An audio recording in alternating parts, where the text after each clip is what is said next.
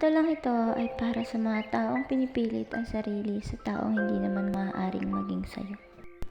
Sabihin na nating gusto mo siya simula ulo hanggang paa, pati na rin ang hiting nakakadala at sa pagkataong nakakahalina. Ang tanong, kaya ka bang mahalin pabalik? Handa ka bang masaktan ng paulit-ulit?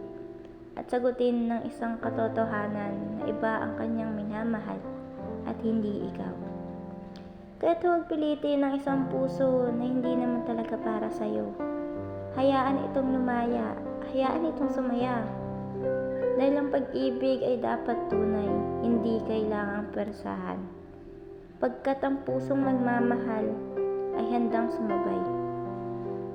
Sapagkat sa bawat tibok ng kaibutaran, mayroong tamang kapalaran, kaya huwag magmadali, huwag pilitin ang sarili.